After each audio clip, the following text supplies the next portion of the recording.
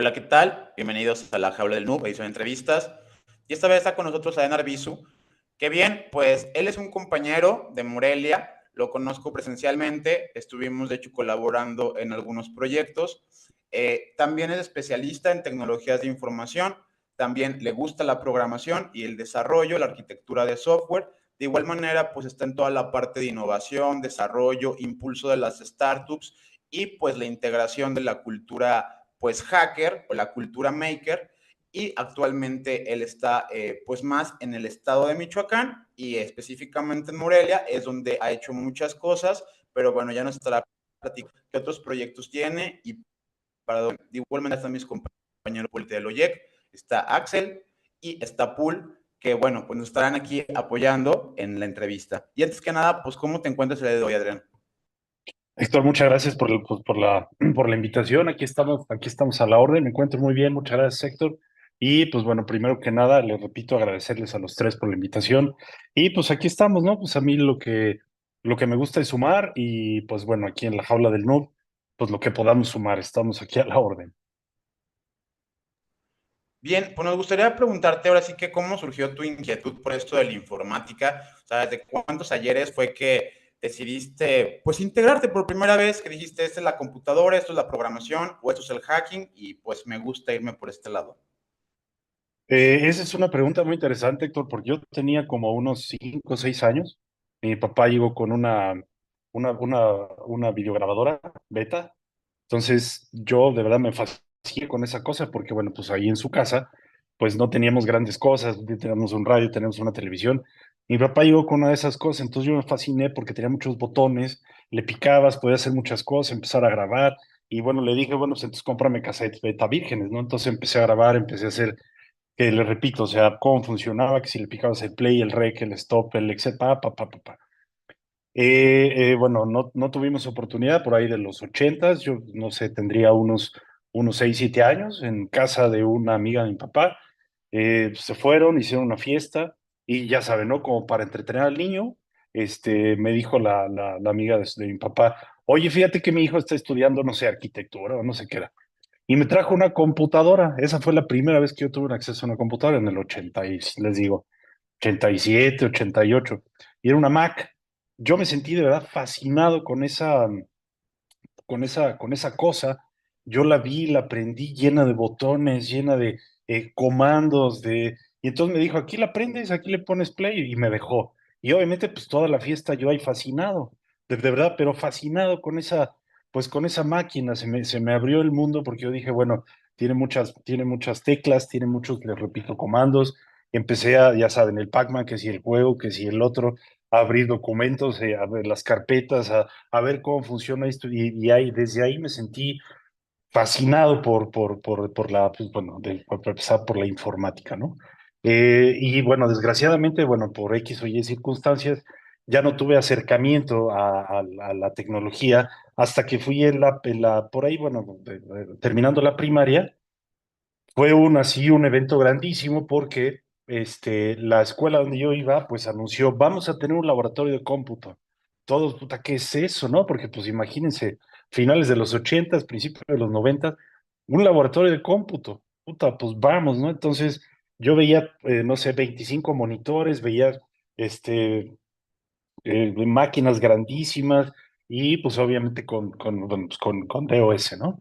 Entonces, de nueva cuenta ahí renació como mi curiosidad porque era mi clase favorita, siempre ha sido mi clase favorita la informática, bueno, la computación, y ahí fue otro acercamiento.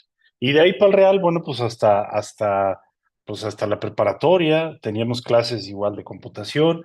Pues siempre, cuando yo casi terminé la prepa, el único maestro que acercó como al mundo de los algoritmos, al mundo de la programación, de la lógica de programación, yo llegaba a una clase que se llamaba lógica matemática, y después este maestro de computación nos empezó a enseñar algoritmos.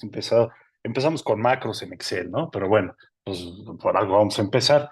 Y ahí fue cuando yo quiero estudiar esto. Y a partir de ahí, pues bueno, yo me metí aquí en Morelia, Universidad Latina de América. Estudié sistemas computacionales, Después me metí a una maestría en la UNID, en la Universidad Interamericana para el Desarrollo de Tecnologías de Información, y ahorita estamos estudiando la ingeniería, porque bueno, siempre yo había querido ser ingeniero, en la Universidad del Valle de México. Y pues bueno, esa fue mi acercamiento, ¿no? Con estas máquinas, con estas maravillas de máquinas que son las computadoras. Bueno, y una cosa que podemos coincidir, Adrián, yo veo que hay muchas cosas que coincidimos y eso es lo interesante de poder conversar en este ámbito, ¿no? Una de las cosas que más me quedó de lo que acabas de comentar es una de las primeras computadoras que tuve a bien yo poder manipular también fue una Mac ya muy antigüita, que recuerdo que estaba en la casa de mis primos. Mis primos son en edad en promedio mucho mayores a mí. Entonces ellos tenían, yo era un niño todavía y alguna vez que tuve la oportunidad de visitarlos, vi la primera vez la Mag y los disquitos de 5,5 con con el segurito y toda la cosa, ¿no? Y ponerse a jugar ahí. Yo creo que como tú acabas de mencionar, es una parte fundamental, que eso es como que te encamina a la vida tecnológica, ¿no? Igual, por ahí luego empecé a manipular un par de computadoras ya cuando estaba en el colegio que se llama acá, creo que es la preparatoria que ustedes dicen en México. Pues igual, empezar a meter computadoras, creo que eran computadoras, creo que tipo 386, que todavía tenías que para arrancarle el Windows poner Win, Ah, bueno, Enter. exacto. Sí, entonces es algo muy interesante. Yo creo que eso nos ha ido encaminando a la parte de ya conectarse con la cuestión tecnológica y bueno, y después ya encaminar a esa parte del interés, ya volverlo tu profesión. Nos decías, bueno, yo como siempre confieso, yo soy un muy mal programador. Me peleaba mucho, pero sí también tuve la experiencia, o tengo todavía la experiencia, yo creo que en este medio tienes que saber programar, ¿no? Y es muy interesante meterle mano a los algoritmos. Entiendo que a ti te llamó mucho y eres bastante experimentado en la parte de programación. Entonces, bueno, una de mis experiencias siempre es llegar al pizarrón y que te hacían las corridas de pizarrón, ¿no? Programa en papel y de ahí sí, a ver si funciona, ¿no? Dentro de la parte del aprendizaje, cuando tú lo has llevado a la programación, cuéntanos si tienes alguna anécdota, algo que hayas aprendido, alguna travesura que hayas hecho o algo que hayas programado que decías, no sé, tal vez esto nunca lo pensé hacerlo. Entonces, coméntanos cómo es esa parte de tu vida entre lo que conecta la parte de la programación, pero desde esa pasión por la tecnología a ya llevarlo a tu vida diaria, a tu vida, a ganarte la vida con la parte tecnológica. Pues mira, Axel, una de las más, pues no sé, chistosas que puede ser, ¿no? Yo siempre lo he visto así, bueno, pues obviamente si lo puedes imaginar, lo puedes programar, ¿no?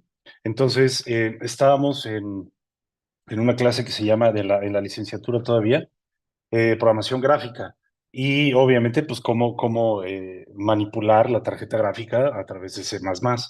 Y entonces, para el proyecto final de esa materia, decían, bueno, pues hagan lo que ustedes quieran, pero pues obviamente que utilices los algoritmos para que vimos en el curso.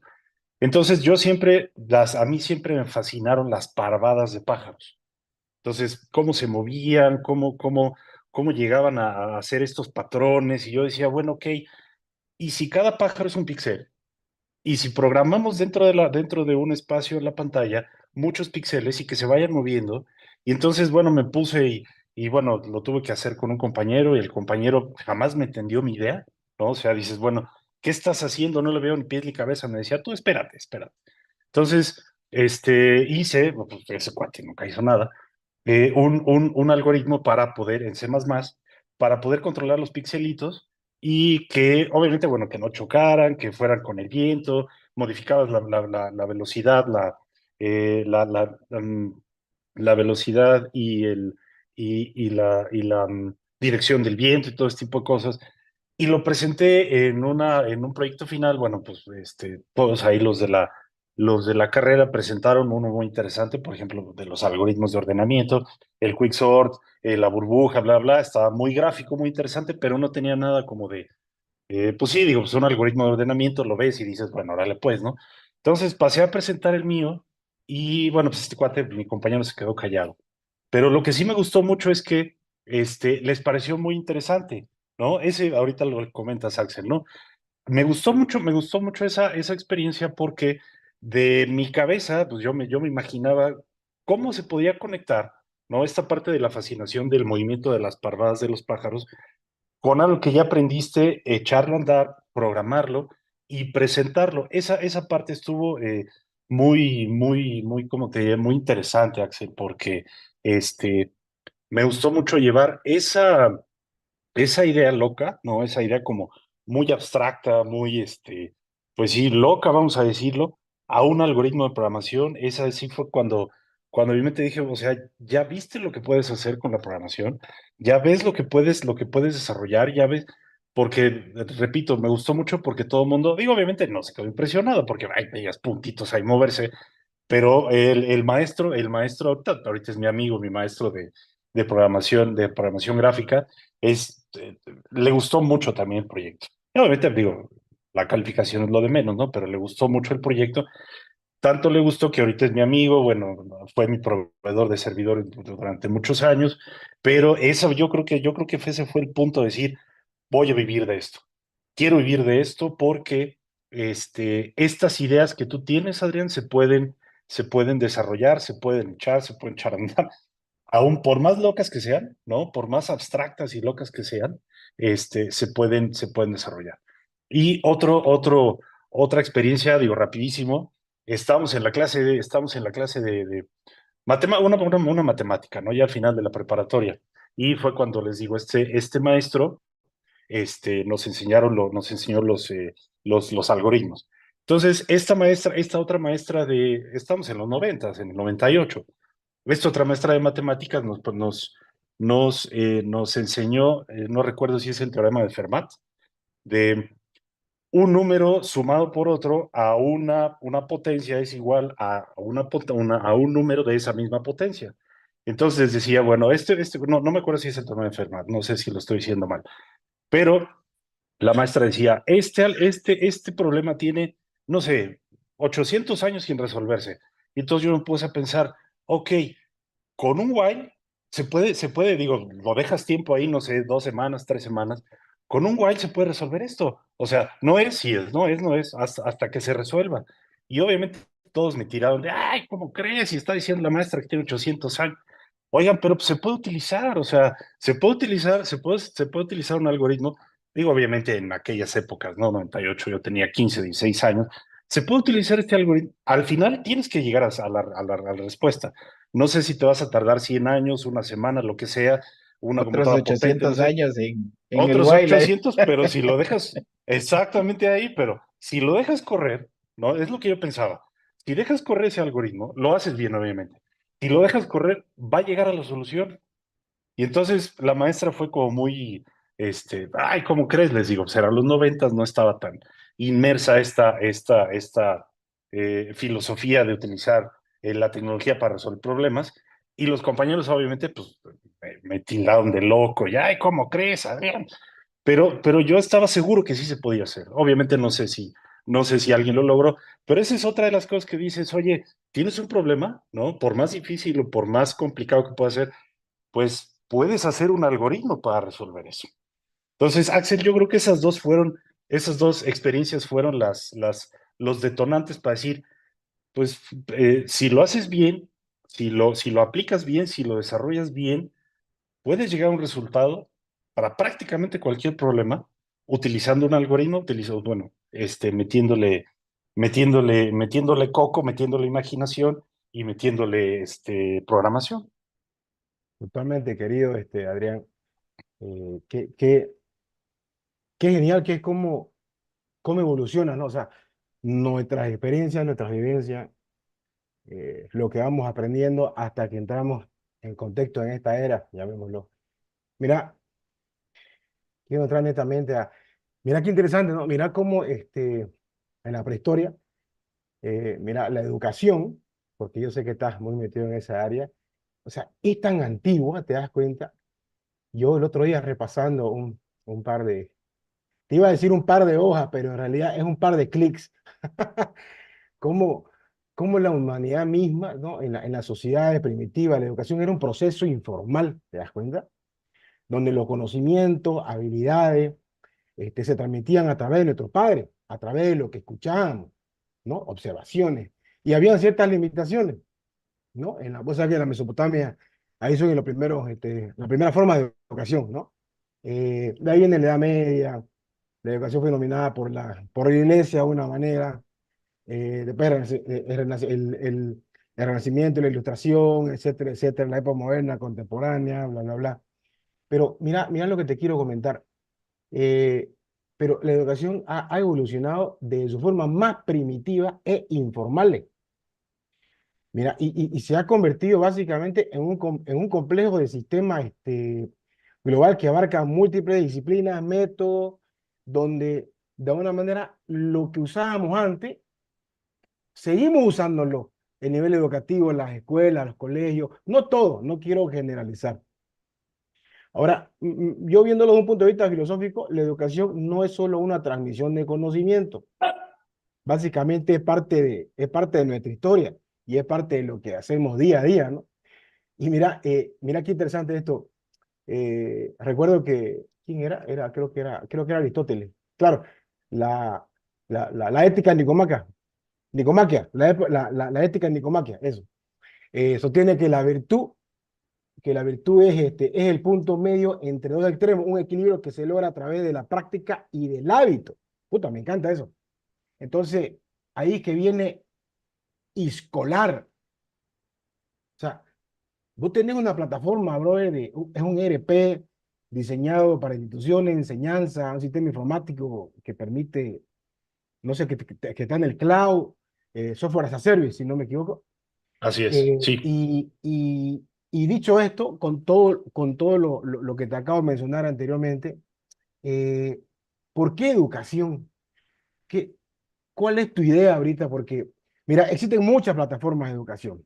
Conocemos muchísimas, hay bastante, pero mira que me parece interesante que estés abordando desde los principios. Es decir, cuando estamos comenzando. No es lo mismo comenzarle a la turma de adultos pendejos, porque somos pendejos a veces, que cuando están comenzando los varones a procesar, a entender el mundo, ver las cosas como realmente tienen que ser y no la mierda que están aprendiendo en las redes sociales.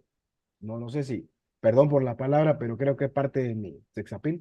Entonces, comentando un poquito de ese proyecto, viejo, y cómo te está yendo ahora con el tema de inteligencia artificial y bla, bla, bla, bla, bla, bla. Muy bien, ¿por qué educación? Bueno, mi papá dio clases 40 años. Cuando yo me gradué de la universidad, pues tuve la oportunidad de trabajar en la misma escuela que él, porque bueno, pues me echó la mano y bueno, pues estuve ahí, ¿no?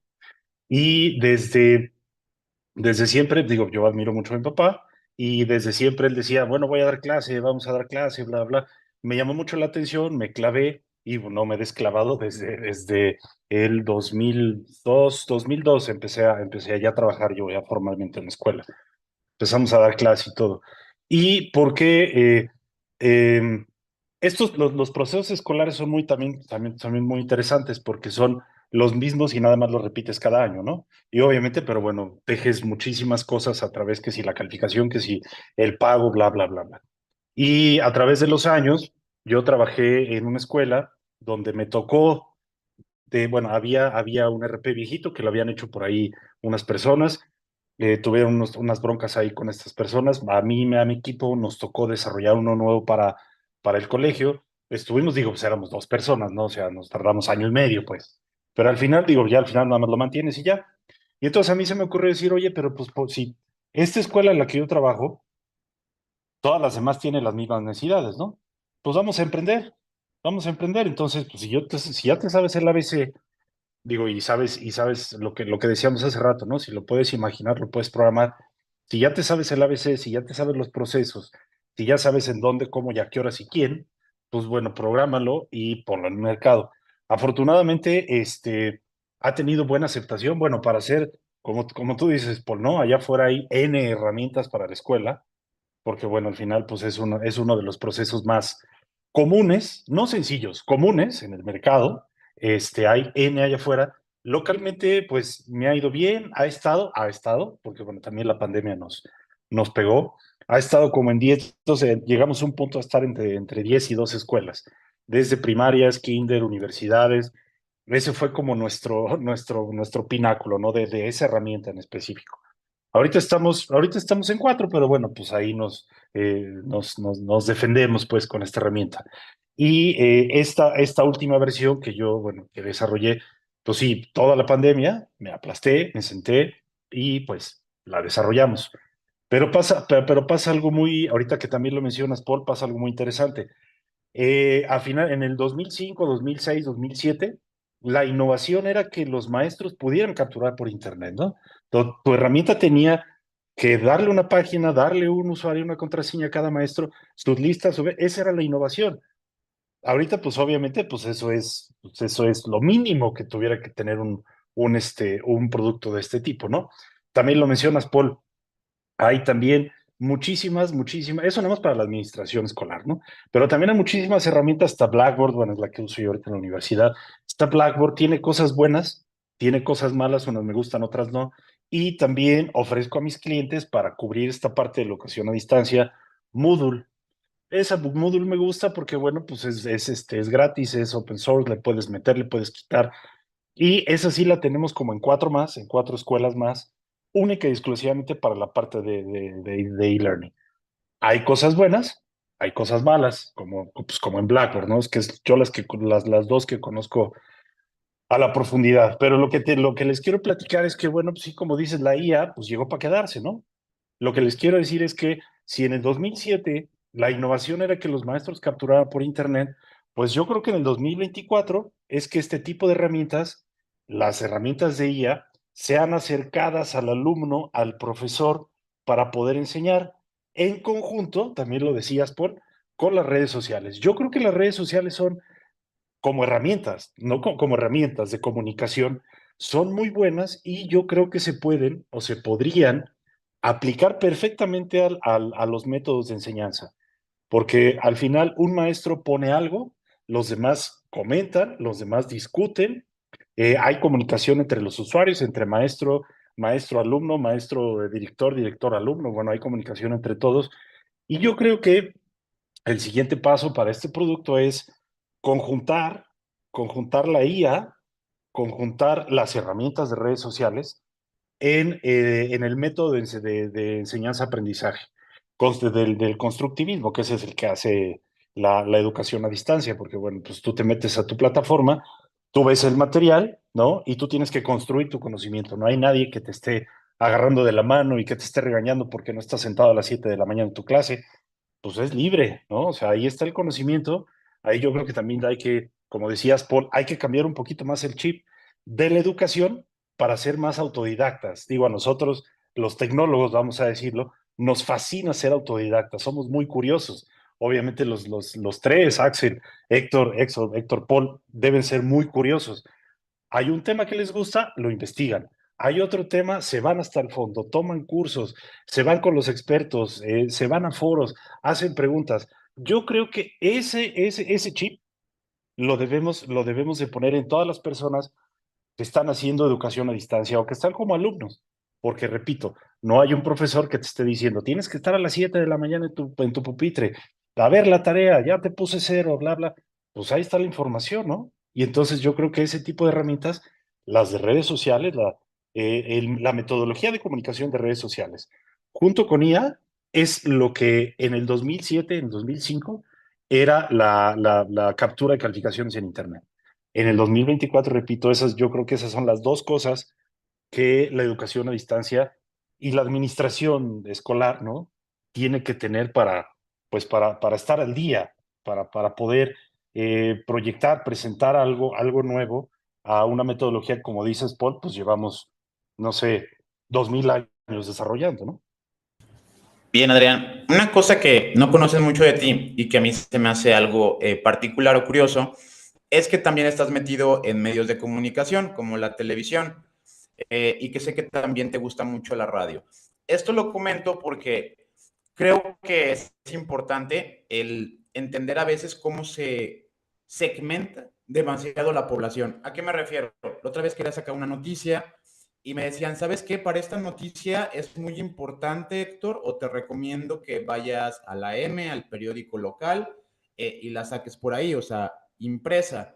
Esta vez creo que es mucho mejor que te vayas a un programa, ahora sí que de radio, o sabes qué, si quieres realmente ser masivo, yo no estaba muy enterado de esos datos, una persona que trabaja precisamente en medios me lo compartió, que por ejemplo los dos programas más escuchados de noticieros es el de A la Torre, el de TV Azteca, y también el programa de las 10:30 en Televisa. O sea que es realmente cuando tú quieres llegar a algo masivo, algo hacia las personas, tampoco puedes segmentarte en que tu podcast sea la única plataforma de distribución, o sabes qué, yo estoy en Spotify, ¿no? O sea, a lo mejor es un segmento de la gente, pero definitivamente si solamente estás en Spotify, si solamente estás en YouTube o estas redes sociales, pues para nada vamos a lograr hacer ese impacto masivo en lo que es el grueso de la población. ¿Cuál es tu opinión respecto a esto? Pero me refiero un poco de cómo sensibilizas que, por ejemplo, este podcast y demás, y cosas muy especializadas y tecnológicas, pues llegan a quien tienen que llegar y lo hacen de la manera efectiva, porque la persona va a buscar ese contenido, nosotros se lo brindamos de una manera muy sencilla y lo consume. Pero pues para que la cultura hacker, para que la programación, para que la ingeniería y la innovación llegue al grueso de la población, definitivamente tendríamos que estar apostando por hacer programas recreativos de televisión. Yo sé que aquí en México, por ejemplo, llegué a ver los de TV UNAM o algo así de la UNAM, algunos muy buenos, pero algunos ya extremadamente arcaicos, ¿no? Ya que parecen de la prehistoria. Entonces, ¿cómo podríamos incentivar a los medios de comunicación masivos en México, a la televisión sobre todo y a la radio, de que haga estos programas pues tecnológicos, de innovación, de programación, de cultura hacker y que les suene interesante, ¿no? Porque a lo mejor dicen, pues mejor un programa de chistes, un programa de entretenimiento, de espectáculos, que eso sí le llena a la gente. ¿Cómo podemos hacer que el STEAM y todo este tipo de pues matemáticas, tecnología y ahora sí que ciencias afines se puedan pegar un poquito a la televisión? Pues mira, Héctor, es una excelente pregunta porque yo creo que la mejor manera de hacerlo es hacer lo que hizo un poquito Carl Sagan en los 70s, en los 80s, en los 90s, hablar hablarlo, o sea, porque obviamente pues, los temas de astrofísica son totalmente complicados, ¿no? O sea, pero él los masticaba, él los ponía sobre la mesa, él los explicaba de una manera tan sencilla que, como tú decías, Héctor, eran atractivos para todos, ¿no?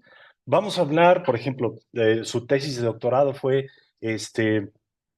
cómo Venus perdió su atmósfera para hacerse uno de los planetas más calientes del sistema solar a través del efecto invernadero.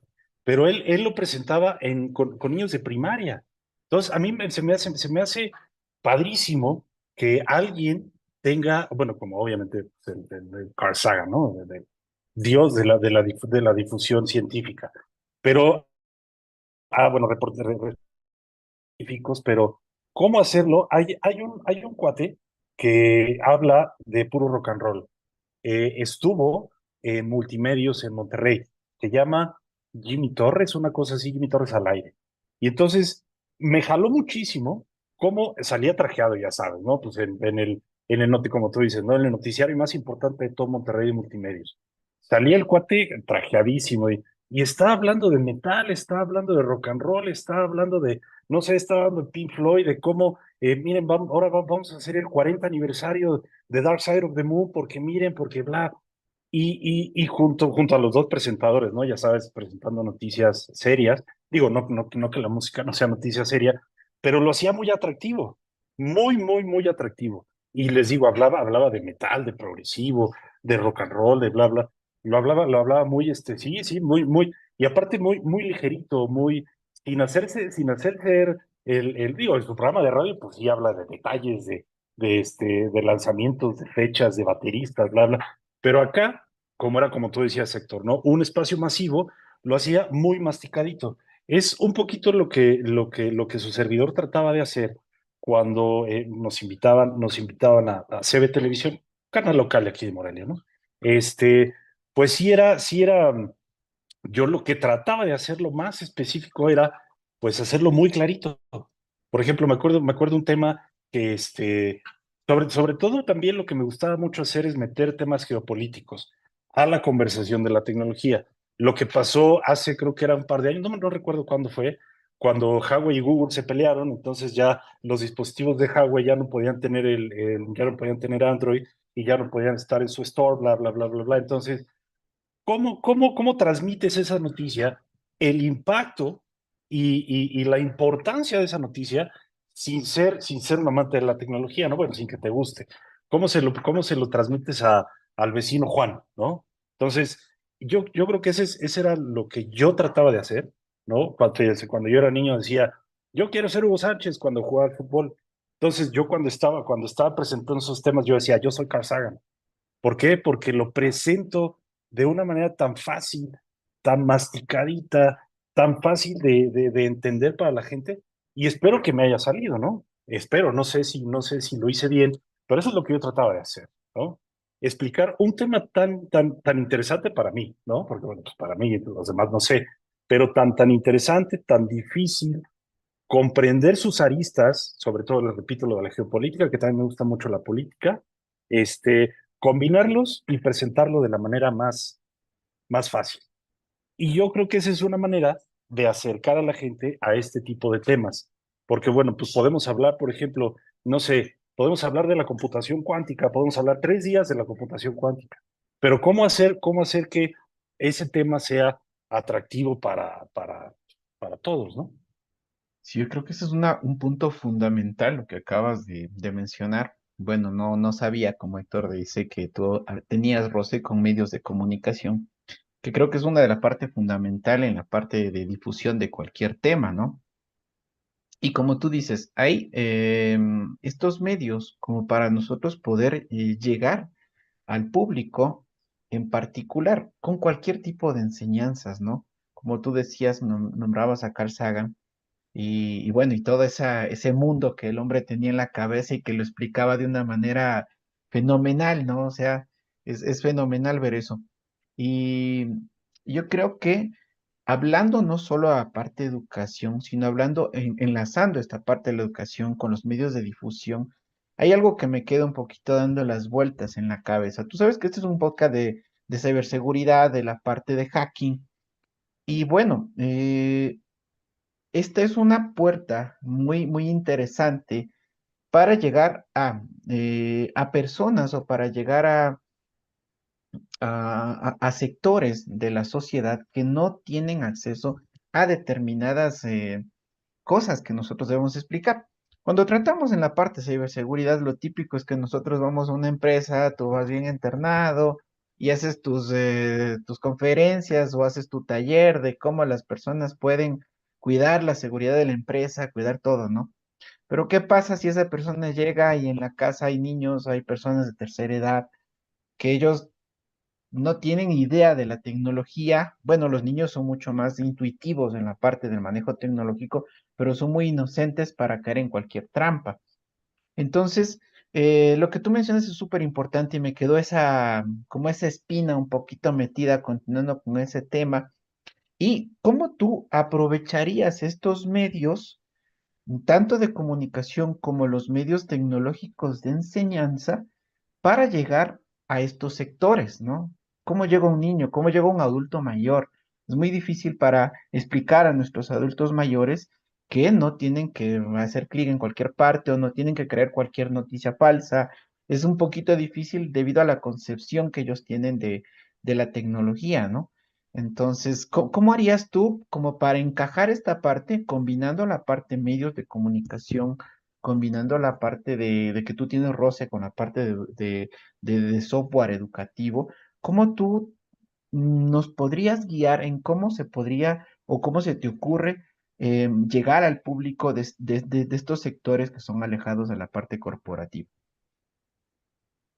Pues mira, Axel, yo creo que aquí lo que pasa es lo mismo que pasó hace 120 años cuando llegaron los coches. La tecnología llegó para quedarse, los coches también. Obviamente, cuando llegaron los coches, pues tuvimos que pasar una brecha para saber qué era lo permitido, qué era lo peligroso, qué es lo que tenía que hacer, cómo se arreglaba, cómo le cambiabas el, bueno, en todas las cosas que tienes que saber cuando eres dueño de un auto. Yo creo que esa brecha de la que pasamos hace 20, 120 años, estamos ahorita, ¿no? Porque ya la tecnología está en todas partes. O sea, desde el celular, la compu, la televisión, el refrigerador, la lavadora, está en todas partes, tu cámara, no sé, ¿no? Yo creo que estamos en esa brecha de aprendizaje de qué es lo que se tiene que hacer, qué es lo que no se tiene que hacer. Y la estamos pasando ahorita.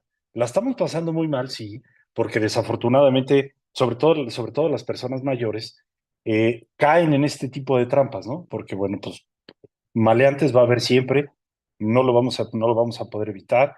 Y esta parte, ustedes, los expertos en ciberseguridad, se van contra los serios, ¿no? Contra los que quieren hacer inyecciones SQL, contra los que quieren hacer brute force, no sé, lo que sea.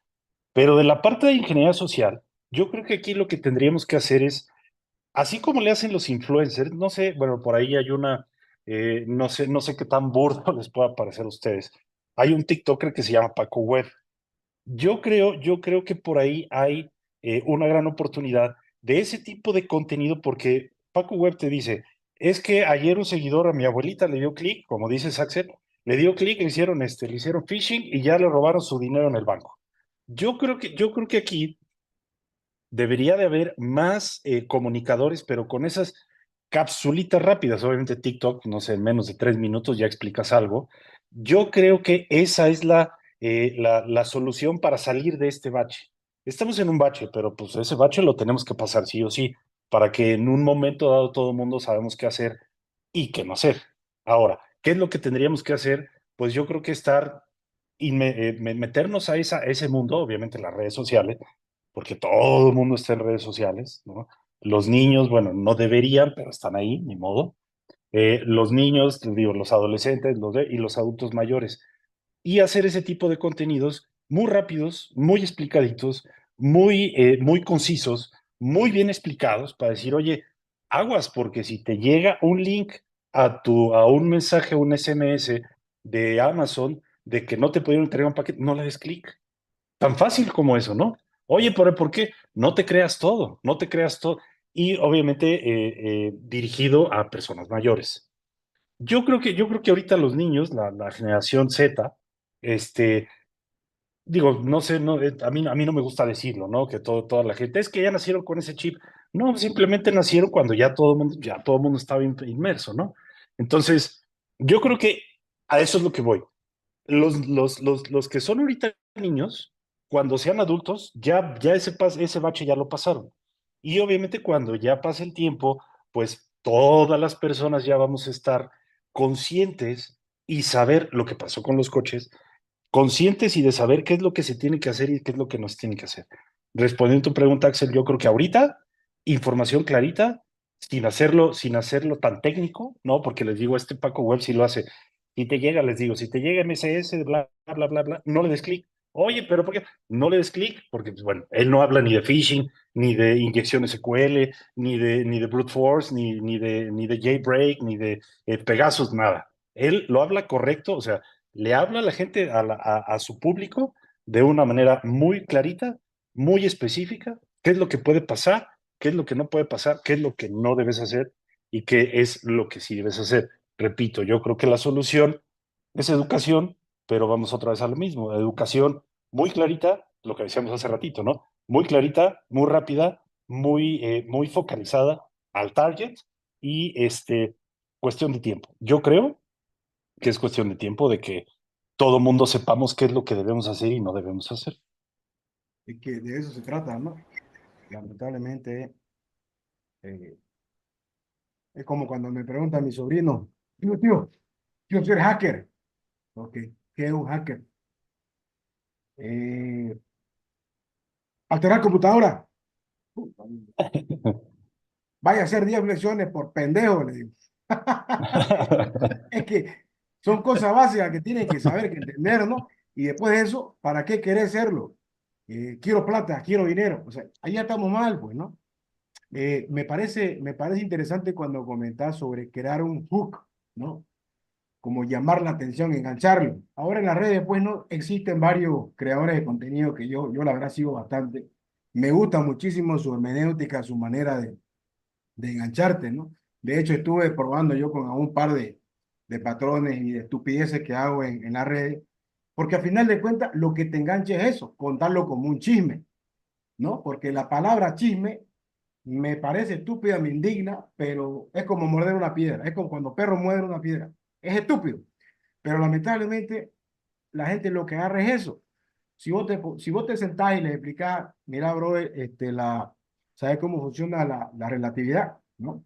Ahora, si le decís, cuando vos estás con tu cortejita y estás en un kiosco, el tiempo se pasa volando. Pero si vos te sentás ahorita en uno de mis servidores que está más caliente que lo que sea, te va a arder el culo y te va a salir disparando. El tiempo pasó muy rápido, ¿no es cierto? Entonces, es una manera muy estúpida, muy burda, pero me parece interesante de hoy por hoy poder enseñarle. Yo lo veo como un reto muy grande, mira, y por eso, querido, yo te invito y a todos acá los brothers, bienvenido, querido Thomas Illuminati, qué gusto verte, mi brother. Eh, por ejemplo, este brother es un capo, tiene una facilidad para poder conversar, para poder explicarte, y de eso se trata, porque cuando podés explicarle a un niño y a un grande algún concepto como cómo funciona la cadena de bloques, por ejemplo, que estamos aquí todos sentados, todos queremos comer churrasco, este no quiere, al final de cuentas queremos comer, pero tenemos que estar de acuerdo, si no ninguno come y se jode, ¿no es cierto? Súper Ujú. burdo. Pero ese tipo de conceptos se puede usar, ¿no? Pero es un reto muy grande. Yo, por ejemplo, te pregunto, yo te hablaba con Illuminati, Notion, Obsidian, que son herramientas de gestiones de notas, bla, bla, bla, que a veces uno en el día a día va investigando, va viendo, mira, carajo, prueba, empieza a usarlo, te ayuda con el día, de pronto, o te jode el día porque no pudiste hacer que funcione, o a veces estás divagando y empezás a procrastinar. Y ahí va mi consulta, querido. Hoy, con el alcance que tenemos, si bien es súper útil, si bien nos ayuda muchísimo, pero el tema es que, ¿cómo controlas? Yo te pregunto, mira, no me sirve honestamente. Filtrado DNS, chao. De cierta hora, chao. No, yo intenté muchas veces motivarlo, ya. Por ejemplo, digo, ¿qué quieres hacer? quiero, quiero ser un cyberboss, no quiero que nadie me vea, no sé qué, ya me ponete esa máscara que tengo ahí arriba con dos antenitas, así imbécil te ve, le digo, pero si vos querés, ponétela. Pero ¿para qué querés esconderte? ¿Qué necesitas hacer? Quiero ser un red, y cómo no sabes si sos blue, pero que yo creo que es un proceso, me dice, y ya pues vamos con el proceso. Pero no, yo quiero la plata ayer, puta madre. Entonces te das cuenta, porque ve, y lamentablemente como estamos consumiendo, y eso automáticamente te crea una ansiedad maldita de estar scrolling como un pendejo. Yo te pregunto, vos no sé si tenés familia, hijo o a tus alumnos, cuando lo ves muy pendejo en eso, ¿cómo mitigás eso? ¿Cómo se la volcás? ¿Cómo hackeás esos malos hábitos que tienen para poder tornarlo o direccionarlo en algo, no digamos del todo productivo, porque también tiene que divertirse, ¿no? Tienen que, yo creo que tiene que aprender divirtiéndose, como hace rato lo mencionaste. No sé, yo le digo, bueno, ¿querés, te gusta o sí? ¿Te gusta investigaciones? Ya. Estábamos aquí conversando y le digo, ya sentate aquí, usa esta máquina. Y el cabrón se va a mi Chrome y demás, no puede usar PageRank, usar DuckDuck, no sé, activar ya de harta VPN para empezar antes de investigar. Y no vas a investigar, no vas a hacer nada, solamente le dije, ¿qué se llama el papá de tu amiga que te gusta? Yo no sé cómo voy a saber. Ahí está, pues, pendejo, sentido común, use, cabrón. Siéntese, busque la muchachita, mire una por una, así, hasta que vea un padre, si lo identifica como padre, clic de nuevo. No le quiero enseñar a usted, audiencia, por favor, pero esa es la forma más fácil. Oye, brother, ¿quién cree que son las atletas más pendejas para investigarlo? Nuestras mujeres. Las mujeres son unas artistas. Imagínate, Illuminati, y no, imagínate darle todas estas herramientas en un solo clic, brother. ¿Sabéis cómo nos estalca? Nunca va a pasar, por favor, señoras. Ustedes se quedan en su casa, no van a ver este podcast. Pero bueno, querido, como bien sabes, ¿cómo podemos hacer para mitigar que los jóvenes los direccionemos de que estén por acá medio pendejo, por este lado? Dale sí, al azar, no sé, conversemos. Ok, este, bueno, yo les platico ahorita por lo que mencionaba Paul, que eh, hay que tener dos tipos de habilidades, ¿no? Las habilidades fuertes, programación, lógica, bla, bla, matemáticas, eso, pues eso cualquier sistemólogo, vamos a decir, tecnólogo lo tiene que tener, ¿no? Independientemente si te dedicas a la ciberseguridad, si te dedicas a la base de datos, si te dedicas al frontend, al backend, a lo que sea. Pero también hay que tener habilidades sociales, ¿no?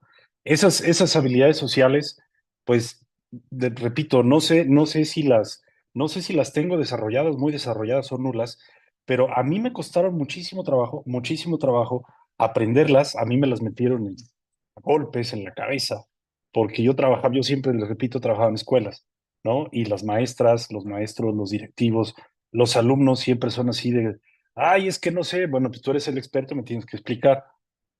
Otra vez vamos a lo mismo. ¿Cómo te explico que no le tienes que dar clic aquí o que tienes que darle clic aquí para que lo que yo hice pueda funcionar?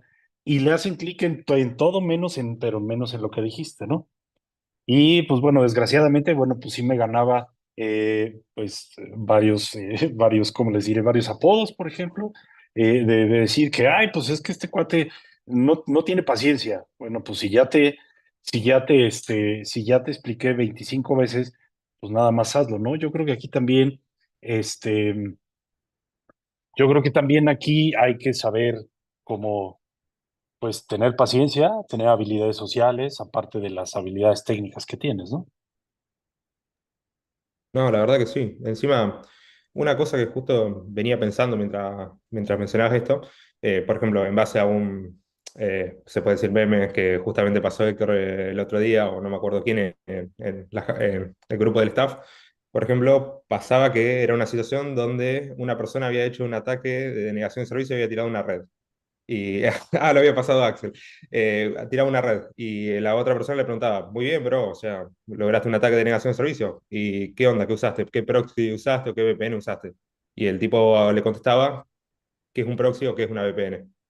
Entonces, partiendo de esa base, quería saber cómo vos, por ejemplo, a ver, no estamos metiéndonos en un mundo donde, por ejemplo, hay cosas donde lo mejor que podemos hacer, o sea, no sé si lo mejor, pero lo más épico, por así llamarlo, tiene un costo legal, que obviamente tenemos que manejar con cuidado en laboratorios privados, de manera ética.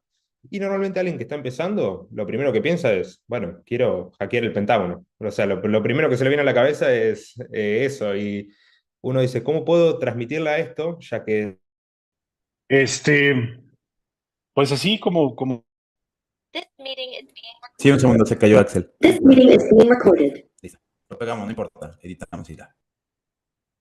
pues yo creo, Tomás, como tú dices, ¿no? Saber los riesgos, ok, igual ahorita lo decía Paul, es que quiero ser hacker, bueno, pues, ¿para qué quieres ser hacker, no? O sea, obviamente ustedes son los expertos en ciberseguridad y es como lo más popular porque a mí tampoco, bueno, eh, a mí tampoco me gusta, no sé cómo lo vean ustedes. Digo, obviamente, el mote de hacker, pues sí te lo tienes que ganar, ¿no? Obviamente con estudio, pues sí, digo, con ataques, pero siempre viendo hacia dónde está el hueco de seguridad, no solamente pues para joder, ¿no? Porque bueno, pues esos son otro tipo de hackers, está bien. Yo más bien, en este caso, ustedes son expertos en ciberseguridad. Y eso siempre es lo que les digo, ¿no? O sea, ahorita lo decía Paul. Es que yo quiero ser hacker igual. ¿Qué hace un hacker? A ver, no, es que quiero hackear el Facebook de mi novia. Pues ese no es un hacker, hermano. O sea, pues ese, pues, discúlpame, pero no. Muy bien, entonces quiero hackear el Pentágono. Muy bien. Primero necesitas saber de programación. Tienes que saber, bueno, vamos a hablar al aire, ¿no? Vamos a hablar en lo genérico. Tienes que saber programación, tienes que saber base de datos. ¿Quieres hackear la NASA? Perfecto. Tienes que saber Python, muy bien. Después tienes que saber redes. Después de ahí tienes que tener certificados. Después de ahí tienes que practicar. Y ya te pasaron 5 años, se te van a ir las ganas. Igual como dice Paul, ¿no? O sea, yo quiero ganar mucho dinero, sí, mano, pero pues tienes que tener un background de 10 años de aprendizaje, de prácticas, de conferencias, de libros, de cursos, de la universidad, de aprendizaje. Y es cuando dicen, ay, no, espérate, entonces no. Bueno, pues mano, pues o sea, no es nada más, no es magia, pues, ¿no? Y entonces es que, como otros, por ahí un cliente me dice, es que yo acabo de salir de la universidad y quiero hacer una aplicación tipo Uber. Sí, güey, ahorita la vas a hacer, sí, mano, sí, tú bájala, sí, tú haz todo lo que tú quieras. Es más, cuando te enfrentes siquiera al UX, ahí me hablas, ¿no? O sea, siquiera, para empezar, ¿no? Ahí vamos a ver qué onda. Es que yo quiero una aplicación que, haga lo que hace Facebook. Sí, güey, o sea, tú, solito, contra el ejército de programadores que tiene Meta, y güey, ahorita lo vas a hacer, ¿no? O sea, lo que les quiero decir es que la gente lo ve como muy, eh, como no es nada tangible, o sea, no somos arquitectos arquitecto, mira, aquí está el trabajo, una casa de 3 pisos, wow, ¿cuánto le ha de haber costado? 3 años. Pues sí, pero, o sea, una aplicación, un ataque bien organizado, una defensa bien organizada, pues también requiere casi, pues les repito, 10 años, 12 años, experiencia, bagaje, cursos, webinars, no sé, lo que estén que hacer, conocimiento, vamos, y práctica para que lo puedas hacer. Yo creo que ese es ahí lo más difícil de explicar a las personas, porque lo que nosotros hacemos es intangible. Por Exacto. ejemplo, hay una eh, em, experiencia también que yo tenía con un cliente que decía, yo quiero que este botón haga esto y esto y esto y esto y esto y esto y esto, lo quiero para mañana. Oye, espérate, o sea, pero pues si nada vas a hacer un botón, pues sí, güey, pero pues no vas a ver, no sabes todos los procesos, todo lo que tienes que tomar en cuenta para que ese botón haga lo que tú quieres hacer. Para el cliente final o para el usuario final es un clic, ¿no? Exacto. Igual la ciberseguridad. Yo quiero hackear el banco, pues espérate, güey, o sea, pues tampoco es como, no sé, han visto esta película que de adolescente me fascinó, pero bueno, ya después dije, ay, no manches, código pez espada, ¿no? Bueno. Cuando Hugh Jackman está Ah, sí, hackeando sí. y le están dando tragos de tequila, dices, ay, pues tampoco, ¿no? O sea, sí es una película, lo entiendo, ¿no?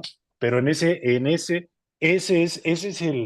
es en la mente lo que hace un experto en ciberseguridad.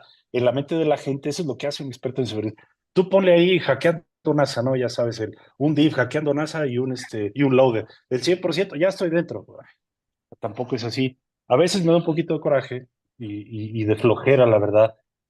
Pero bueno, pues así es la gente, ¿no? Y vamos otra vez a lo mismo, lo que platicaba hace rato. Estamos en ese bache.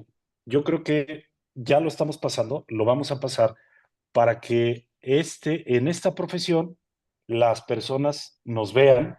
Vamos a otra vez a lo mismo, ya sea ser un programador frontend, backend, experto en base de datos, experto en ciberseguridad, si eres no sé, digo, hasta se valdría, ¿no? Un ciberdelincuente, lo que sea, todo lo que está detrás para poder llegar a hacer a eso, ¿no? Y ya no van a decir, oye, ¿me hackeas el Facebook de mi novia? Sácate, ¿no? ¿Sí me explico? Yo creo que ya vamos saliendo de ese bache. Espero yo, no sé, en menos de un lustro, poder ya terminar ese bache. Sí, totalmente. Lo complicado muchas veces yo creo que es el bajar esa expectativa gigante que tiene de crear, por ejemplo, como decía, una aplicación como Uber, pero también darle un poco de emoción a la carrera, como decir, ok, no vas a crear Uber, pero crea primero el botón de inicio de sesión de Uber, por ejemplo. Y eso es creo que un proceso que cada docente tendría que lograr de alguna manera, o sea, mantener la expectativa, pero regulársela también. Fíjate, Tomás, qué bueno que lo mencionas. En la preparatoria yo siempre doy, digo, frontend, ¿no? De HTML, CSS, JavaScript, o sea, algo del ABC. Y Lolo, ¿sabes quién? No es que tenga la habilidad, pero tiene el mindset para poder hacerlo.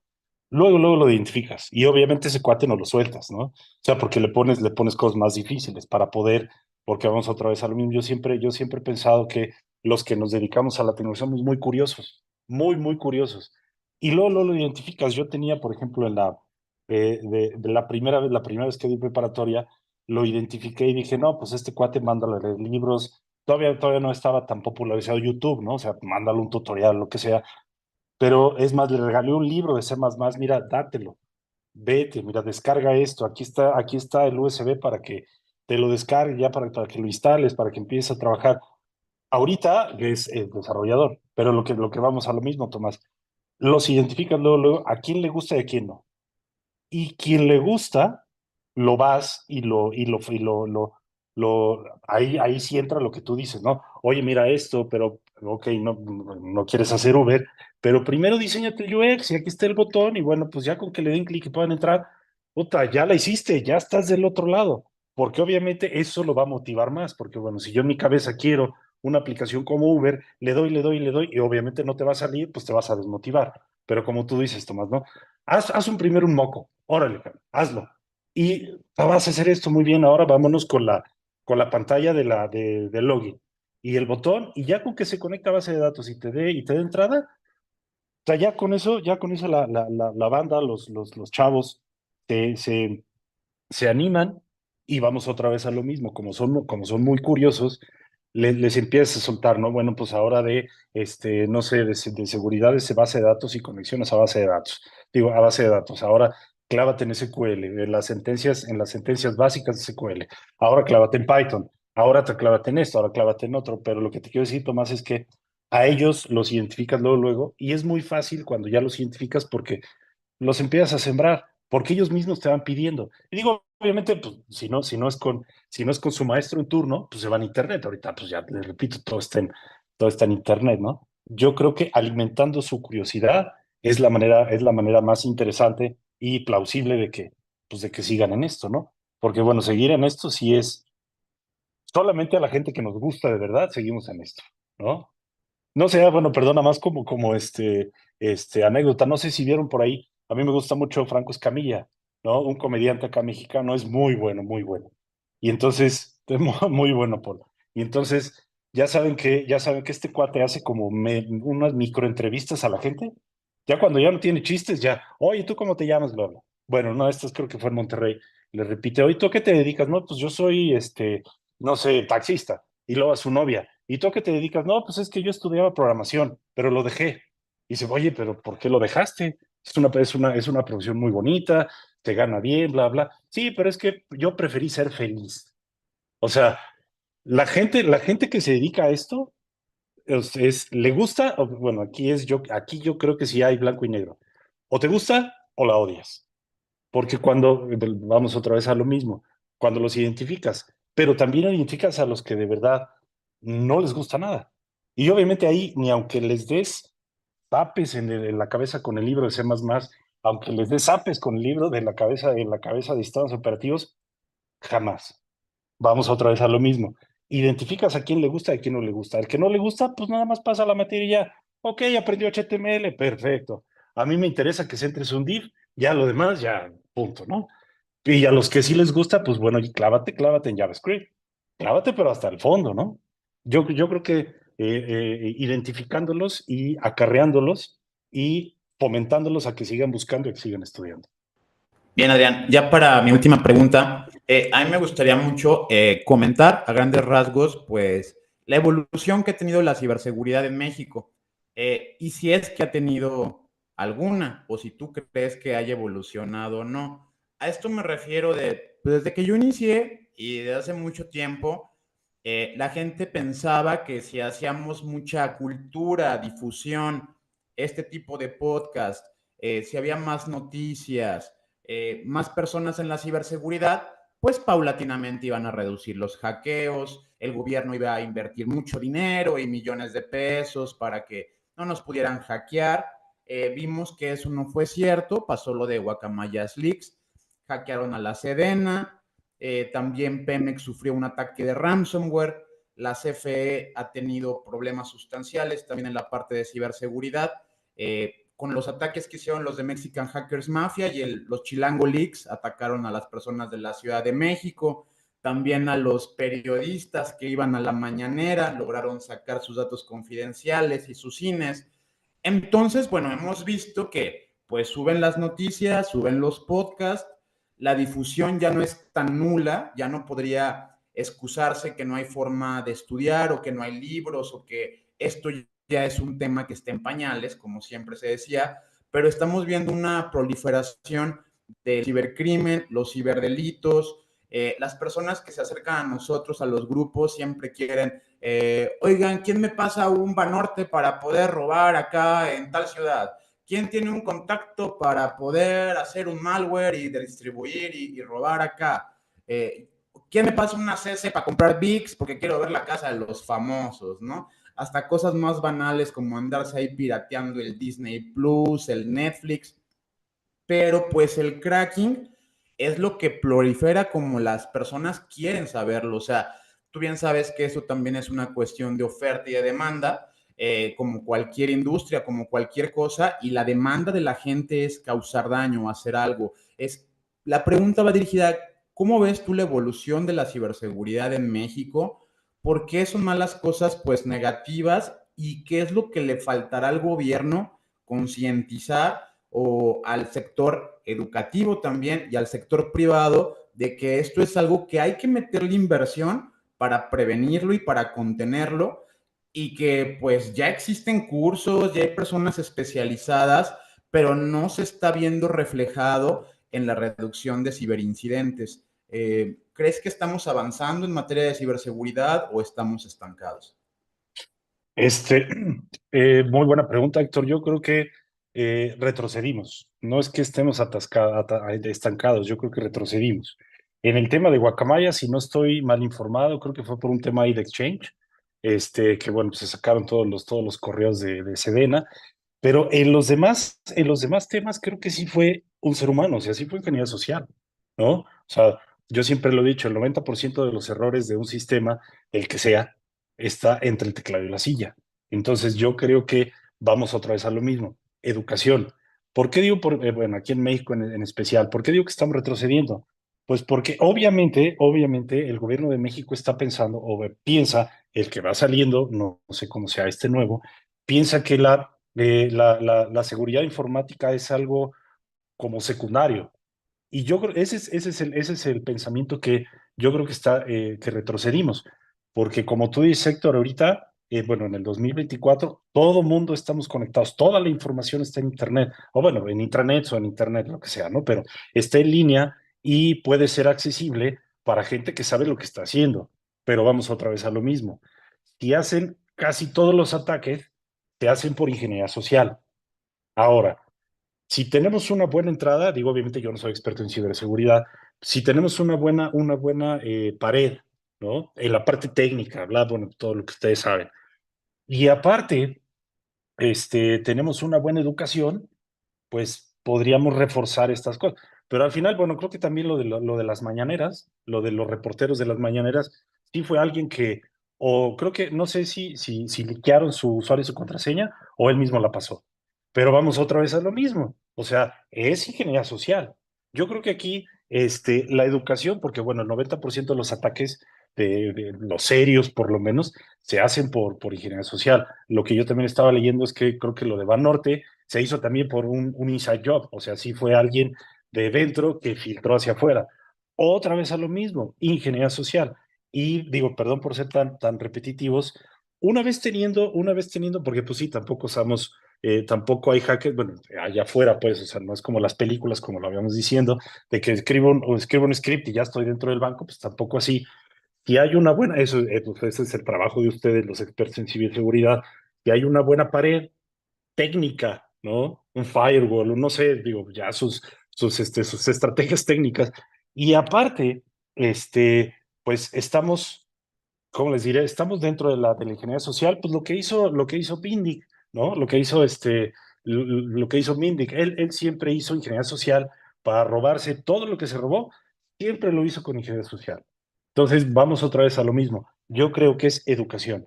Y obviamente si estás dentro de un banco y trabajas en el soporte, desde el soporte técnico hasta el soporte de base de datos, vamos a hablar así, todo el abanico de puestos técnicos que puede haber, si los trata, lo que pasó con Jurassic Park otra vez. ¿Por qué Jurassic Park 1, la original, se fue todo al traste? Porque su IT guy, como dicen los gringos, lo trataban mal, le pagaban mal, no le respondían, pues trata bien a tu gente de IT, ¿estamos de acuerdo? Precisamente por eso el parque se fue al traste, porque este cuate dijo, ingeniería social otra vez, no me pagan bien, yo tengo el acceso, yo tengo bueno, son películas, lo sé, pero el concepto se aplica. Yo tengo lo que al parque le interesa más, que es la información, pues se la vendo a alguien más, porque estos cuates no me pagan bien. ¿Sí me explico? Yo creo que aquí la parte de contratar a alguien como ustedes, es un experto en ciberseguridad. Y aparte, tratar bien a tu gente de IT, puta, ya, yo creo que ya con eso tenemos el 95% del trabajo resuelto. Obviamente siempre va a haber arrocitos negros, lo sé, pero repito, mientras se contrate a alguien como ustedes, que la parte técnica la tengamos bien protegida, y aparte educación, tratar bien a la gente, entender que lo que se hacemos en los departamentos de IT es algo no tangible, sí, pero tiene su esfuerzo, aun cuando no sea tangible, entender eso, este, yo creo que tenemos el 95% de los casos resueltos. Sí, yo creo que es súper importante tomar en cuenta todos esos aspectos, ¿no? Quien- eh, las técnicas que últimamente pasan en muchas cosas son basadas en lo que tú llamas ingeniería social, ¿no? Y que bueno, y que tiene que ver mucho entre la conexión entre las empresas y como tú dices, los profesionales. No solo la parte de ciberseguridad, sino en muchos otros profesionales que en verdad no se sienten valorados y prefieren ir a otras cosas o hacer otras actividades a que enfocarse más en su parte profesional, digamos así, dentro de una organización. Hay una cosa que me quedaba mm, pululando ahí por mi mente cuando hace un momento tú hablaste. Tú topaste un tema, bueno, ya ha salido de ciberseguridad y toda parte, que creo que es muy importante para todas las personas. Primordialmente pienso que la parte de ingeniería y licenciatura somos como muy retraídos. Las habilidades sociales. Tú nombraste algo muy importante. Habilidades sociales. Yo creo que todos hemos pasado por eso de que cuando en la primera vez que uno empieza a querer explicar algo, o le ponen al frente desde cuando está uno en preparatoria, o ya cuando estás en presentando un proyecto en tu trabajo, es como que empiezas a tartamudear al frente y no sabes cómo comportarte. Y es algo, una cosa que topaste y que me pareció muy importante. ¿Cómo tú piensas o cómo ha sido tu experiencia o cómo tú puedes recomendar para poder implementar esas habilidades sociales en cualquier persona, ¿no? ¿Cómo puedo vencer esos miedos? ¿Cómo puedo ya dejar de tartamudear, ¿no? Yo creo que con los años uno empieza ya a tener más confianza en uno mismo, pero eso cuesta, especialmente cuando uno está empezando, cuesta bastante. ¿Tú qué opinas acerca de esto de las habilidades sociales? Este, yo creo que para poder perder el temor, sobre todo a hablar en público, ¿no? Porque bueno, pues ese es. Sí, yo creo que si superamos el temor a hablar en público, pues ya tenemos el 90% del camino recorrido. ¿Cómo empezamos a superar el miedo a hablar público? Lo que me funcionó a mí, digo, porque pues obviamente pues uno va por la vida diciendo, yo tengo la verdad. No, lo que me funciona a mí es dar clase. Eso me funcionó mucho para las habilidades sociales, porque interconectas, explicas y va, pues obviamente mucho en relación este, a que puedes explicar conceptos de la manera más sencilla para que todo el mundo lo pueda entender. Eso yo creo que es lo que, repito, lo que me funciona a mí, dar clases. Y número dos, hay un libro padrísimo, padrísimo, que siempre lo recomiendo cuando hablamos de esto de las habilidades sociales, se llama Cómo ganar amigos e influir sobre las personas. Ese es un librazazazo para poder afinar tus habilidades sociales. Repito, lo que a mí me funcionó. Ahí hay 10, 12, son creo que 10 o 12 consejos, no consejos, sino guías de lo que tienes que hacer y no tienes que hacer para, pues así lo dice el nombre, para ganar amigos. Esas dos son las que me han funcionado a mí. Uno, dar clase, porque se te quita el miedo. Si no se te quita, pues bueno, si no, otra vez vamos a lo mismo, lo que decíamos hace ratito, o lo tienes o no lo tienes. Y desgraciadamente, bueno, pues en la vida del Señor hay quien sí y hay quien no. Y no pasa nada si no, ¿no? Pero si no lo tienes, lo puedes desarrollar. Obviamente, pues todo el mundo podemos desarrollar una habilidad. Yo creo que lo primordial para poder hablar en público y para poder expresarte bien, dar clase. Eso yo creo que sería lo. Y clase a cualquier persona, de cualquier tema, de cualquier cosa, por cualquier medio. Por ejemplo, vamos otra vez a lo mismo. No sé, levantar un curso en Udemy, por ejemplo, no sé, se me ocurre, ¿no? Levantar una cuenta de TikTok y empezar a hablar frente a la cámara, porque bueno, pues al final también nos están escuchando, tenemos interacción con quien nos escucha. o ya de plano, pues estar en una escuela, una preparatoria, una universidad, dar clase. Yo creo que esa es repito, una de las que a mí me funcionó. Nadie tiene la verdad absoluta, pero eso es lo que yo sí podría pensar, dar clase y leer ese libro, es lo que les digo. Cómo influir en las personas, cómo ganar amigos e influir sobre las personas. Perfecto, gracias. Totalmente, totalmente, querido. Cómo ganar amigos e influir sobre la persona. Dale Carnegie, me acuerdo. Exactamente, Un sí, librito, un librito azul. sí. Me recuerdo, la verdad que es muy bueno, que es muy bueno. Y ahora salen otras huevadas del arte del engaño, no sé qué, que no tiene nada que ver con eso. No, nada. Sí. No, nada que ver.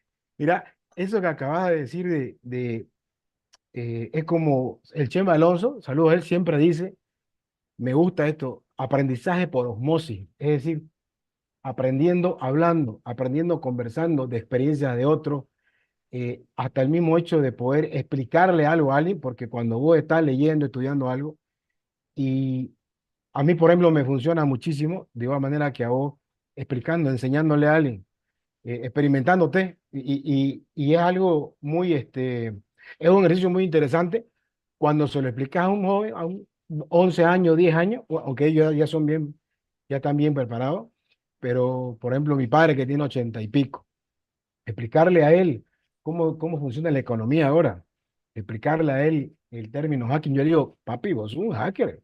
Vos, vos estás caminando, si te torba un gajo, un pedazo de un árbol, piensa hasta en el medio ambiente, no lo corta, agarra una botella, lo llena con cierta cantidad de líquido física, ¿no? Calcula el viento, fuerza, la gravedad, la coloca de una manera bien exacta, porque hace una matemática increíble y el gajo lo levanta y el cojudo pasa, allá no me saca el ojo y nadie más se va a lastimar. Eso es un hack, le digo. Entonces, esa manera también de enseñar, viejo, es increíble. Observando aprender, escuchando aprender. Y también habemos otros que nos disparamos, nos damos 5 calles más allá y tenemos que aprender a escuchar. Entonces, totalmente de acuerdo con vos, querido. La verdad que ha sido genial esta charla. Excelente. Siempre es bueno este aprendizaje por osmosis, conversando con experiencia, también con metida de pata. Y sobre todo, más que todo, que pregunta, porque ya estamos culminando, es, ¿vos qué crees que cuando vos enseñás o cuando vos querés transmitir algo, ya sea en tus redes, ya sea en donde sea, qué pensás del lenguaje? Puede ser un poco disruptivo, usar malas palabras, porque, bueno, existe, ¿no? En la educación superior pues, sabemos cómo tenemos la oratoria, cómo tenemos que trabajarla, nuestra dialéctica, ¿no? No estar todo el tiempo, nuestra retórica, o sea, son temas que tenemos que trabajarlo y prepararnos. Pero a veces es bueno, qué pesado, es bueno de vez en cuando usar un mix. Yo, por ejemplo, digo muchas malas palabras, me aguanto bastante, pero a veces como que no veo la atención de la gente y si vos ¡pran! Le lanzás algo, se asustan. Se asustan y reaccionan, brother. Lo otro día dando una charla en X lugar, quería que les explique X y yo lo veía al público muy jodido, brother. Agarré y empecé a contarle un chisme en su lenguaje, porque le pasó a un brother que le habían hecho sextorsión, hasta lo publiqué en las redes, esa huevada, y eso es lo que les gusta. Pero dije, ¿se dan cuenta? Esa estupidez, miran, y me apena mucho que el hook para ustedes sea esa palabra tan estúpida y retrógrada como es el chisme. Prefiero Sí. contarles una anécdota, ¿no? Y de ahí de vez en cuando ser un poco disruptivo, lanzar un par de otro tipo de hooks, para que despierten. ¿Qué pensás de eso? Yo creo que el mismo público te lo está diciendo. Te va a decir cuándo, cómo, a qué horas y qué tipo de ganchos, como dices, ¿no? Igual puede ser que te encuentres a un público de puros hombres jóvenes, pues ahí sí te sueltas, ¿no? Ah, ¿quién eres? Pero bueno, pues ya en función de tu público, ya ves según el sapo la pedrada, ¿no? Yo creo que aquí vamos otra vez a lo mismo, lo que me ha funcionado a mí. Yo creo que aquí es tener la atención de todo siempre. ¿Es muy difícil? Sí. ¿Es imposible? No. O sea, vamos otra vez a lo mismo. En función de lo que te toque, cómo te toque, quién te toque, a qué horas te toque, porque pues no es lo mismo dar clase a las 7 de la mañana que los chavos están jeteándose, a dar clases a las 6 de la noche cuando ya todos están con el cerebro apagado, ¿no? No es exactamente lo mismo. Pero lo que te quiero decir, Paul, es que según el sapo la pedrada. A mí también ha funcionado mucho, por ejemplo, el aplaudir, o espantar. Ay, todo se despierta, ¿no? Porque ya saben que se te están durmiendo y pues bueno, pues hay que hacerlo. Otra, yo creo que también aquí que todos los que tenemos una oportunidad de transmitir nuestras ideas, tenemos una responsabilidad, porque no es lo mismo, digo, pues yo puedo pensar en algo bueno o malo, pero yo tengo la responsabilidad, una, de transmitirla bien y dos, de que no me gustaría que se haga mal uso con lo que yo propongo, ¿no? O sea, pues hay muchos líderes allá afuera que hacen eso y pues nos está yendo, nos está y nos va a ir a muchos países, a muchas regiones, bueno, a muchas empresas, por ese tipo de líderes que tienen ese poder de palabra y lo aplican mal, ¿no? Yo, bueno, aquí como Spider-Man, ¿no? Un gran poder, pues sí, tiene una gran responsabilidad. Y el poder transmitir nuestras ideas a las personas que sean, del tipo de ideas que sean, pues tiene una gran responsabilidad, ¿no? Porque, bueno, al final pues es gente que te está escuchando y es gente que si te escucha o si te pone atención, cree que las cosas que estás diciendo son verdades. Entonces, obviamente informarse, no decir, no decir tonterías, con notas falsas, por ejemplo. Eso también yo creo que sería, pues, parte de la responsabilidad que tú tienes cuando le estás hablando en público. La verdad que estaba pensando y justo me encantó la forma que dijiste que la manera de abrirte fue empezando a dar clases. O sea, me siento identificado. Yo, por ejemplo, me pasaba lo mismo a los 12 años. Mi forma de empezar a abrirme con la gente era súper friki, literalmente, de las computadoras. Entonces, acá en Argentina normalmente, no a los 12, se llamaba mucho más adelante, pero empezamos, viste, a salir a lo que decimos boliche acá, que deben ser las discos de allá. Y bueno, yo odiaba ir a los boliches, por ejemplo. ¿Sabes cuál fue mi manera exacta de lograr eso? Bueno, tenía amor por las computadoras, había visto que alguien trabajaba en las computadoras, pero estaba en el boliche. Me terminé haciendo DJ durante 10 años y Okay. el tanto tiempo pegado al micrófono me permitió poder tener esa oralidad. Y justo después mencionaste, recién acabas de mencionar lo de Spider-Man, y me acaba de venir a la mente uno de los mejores profesores que tuve en toda mi vida, que justamente dijo la misma frase, o sea, le usó la misma alegoría el otro día, y me planteó algo que te quería preguntar a vos para tener una segunda opinión. Me dijo que lo mejor que le puede pasar a un profesor es que su alumno lo supere con creces o mucho. Y quería saber si a vos te daría esa misma satisfacción que un alumno, porque viste que hay mucha gente donde tiene un recelo, no vende sus claves o herramientas del éxito para decir, bueno, me las guardo para mí y el alumno le doy lo básico necesario bueno, para que tenga su carrera, para que aprenda la materia nada más. Pero hay otros que, por ejemplo, se matan, se ponen con el alumno fuera de clase para poder explicarle otros temas que necesita para poder avanzar. Y quería saber si para vos te pasaba eso o qué opinión tenías sobre que lo mejor que le puede pasar a un profesor es que su alumno lo supere. Híjole, Tomás, pues mira, cada vez que uno se para, bueno, cada vez que te paras frente a una clase, existe una cosa que se llama el supuesto saber, que no pasa de ser un supuesto, ¿no? Que el que se pone enfrente de ti se pone enfrente de ti porque sabe mucho más que tú. Yo la verdad es que nunca he creído eso, ¿no? Porque digo, sí, me tocó un chavo fíjate, cuando yo iba empezando a dar clase, pues que sí, digo, no me daba la vuelta porque yo ya licenciado, pues estaba cuate en la prepa, ¿no? Pues ya como quiera tienes un poquito más, pero sí decía, no, pues este cuate sí sabe, ¿no?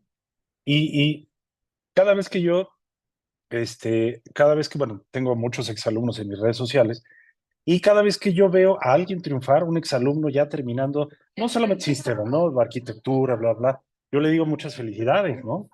Lo que te quiero decir, Tomás, que a mí es lo que más me da gusto, que, que, que me superen, vamos a decirlo así, porque pues de eso se trata ser profesor, de eso se trata ser maestro, ¿no?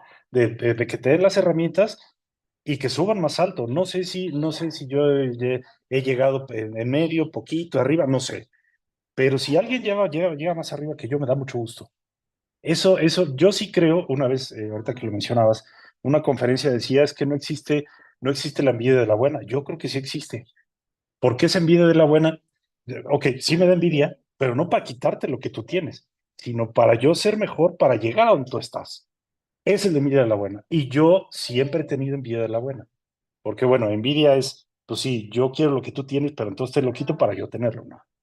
Yo envidio lo que tú tienes para yo hacer lo que sea necesario para llegar a donde tú estás, porque sé que tú estás más adelante que yo.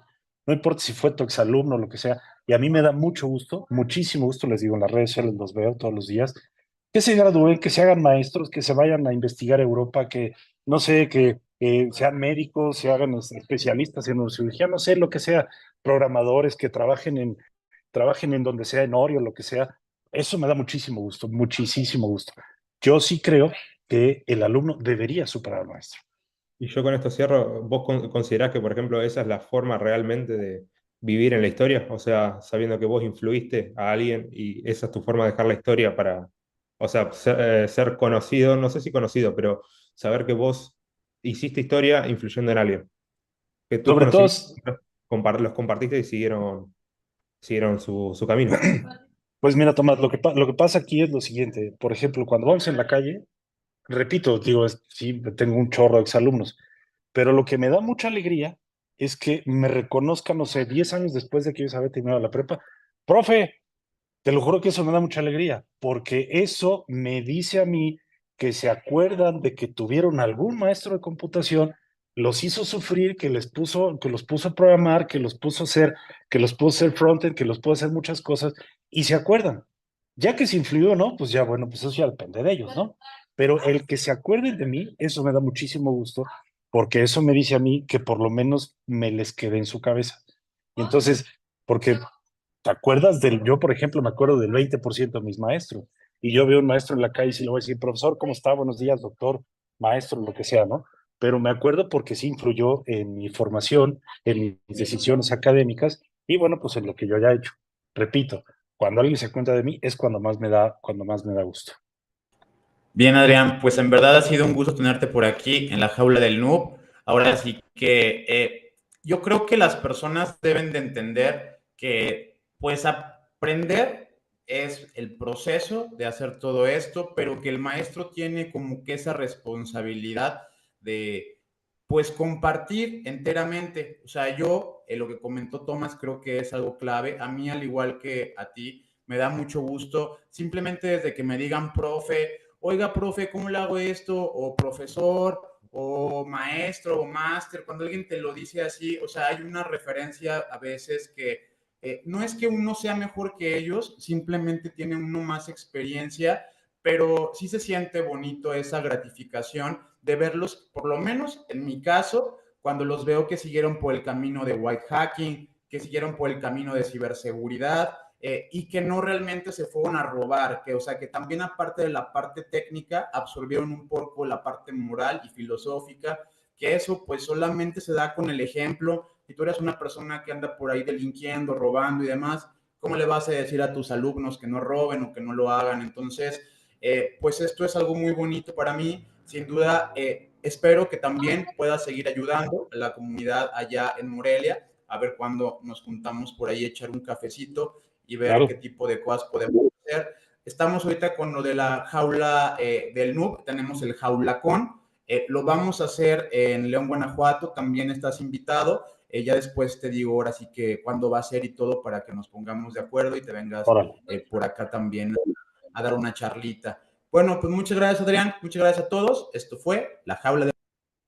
Muchas gracias a todos. Gracias a ustedes por la invitación.